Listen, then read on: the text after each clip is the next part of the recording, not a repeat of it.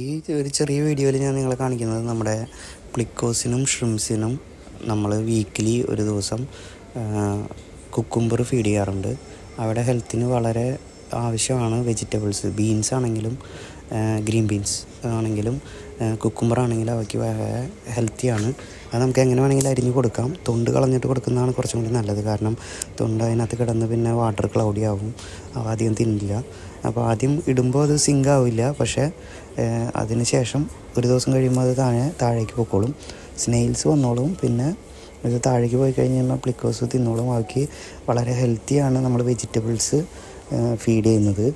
അപ്പോൾ അവയ്ക്ക് എപ്പോഴും പലതരത്തിലുള്ള ഫുഡ് കൊടുക്കാൻ നോക്കുക. നമ്മൾ പ്ലിക്കോസിന് എപ്പോഴും കെയർ ചെയ്യേണ്ട ഒരു കാര്യമാണ്, അല്ലെങ്കിൽ അത് ചത്തുപോകും. ഒരു ഫീഡും ഇല്ലാതെ ആൽഗ മാത്രം തിന്നുമെന്ന് വിചാരിക്കരുത്. കാരണം നോർമൽ സക്കറാണെങ്കിൽ അവയ്ക്ക് ആൽഗ മാത്രം മതി. പക്ഷേ ഇവയ്ക്ക് ആൽഗയും അതിൻ്റെ കൂടെ വിറ്റാമിൻ എല്ലാ സാധനങ്ങളും കൊടുക്കണം. അപ്പോൾ പ്ലിക്കോൻ്റെ വേഫർ നമ്മൾ കൊടുക്കാറുണ്ട്.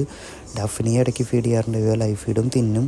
പിന്നെ ഇങ്ങനത്തെ ഇടയ്ക്ക് വെജിറ്റബിൾസ്, പിന്നെ അങ്ങനത്തെ എല്ലാ ടൈപ്പ് ഭക്ഷണങ്ങളും കൊടുത്താൽ മാത്രമേ ഇതിനെ ഹെൽത്തി ആയിട്ട് കിട്ടുള്ളൂ.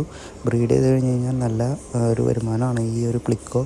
കാരണം നല്ല പോപ്പുലറാണ്. പല ടൈപ്പ്, ഒരു ഏകദേശം 200ഓളം ടൈപ്സ് ഓഫ് പ്ലിക്കോ ഉണ്ട് ശരിക്കും. അപ്പോൾ അവ വളരെ എക്സ്പെൻസീവായിട്ടുള്ള പ്ലിക്കോ വരെ ഉണ്ട്. അപ്പോൾ ഇതൊരു ആവറേജ് കോസ്റ്റുള്ള ഒരു പ്ലിക്കോ ആണ് ഇത്. Albino bristlenose pleco. ഇത് റെഡ് ഐ ആണ്. അപ്പോൾ ഈ പ്ലിക്കോ കുറച്ച് ഇതാണ്. അപ്പോൾ നമ്മൾ ഇതിനകത്ത് നിന്ന് നല്ലപോലെ ബ്രീഡ് ചെയ്ത് കഴിഞ്ഞിട്ട് വേണം നമുക്കിനി നല്ല ടൈപ്പ് കുറച്ച് പ്ലിക്കോസുകൾ വഴി വാങ്ങി ബ്രീഡ് ചെയ്യാനായിട്ട്.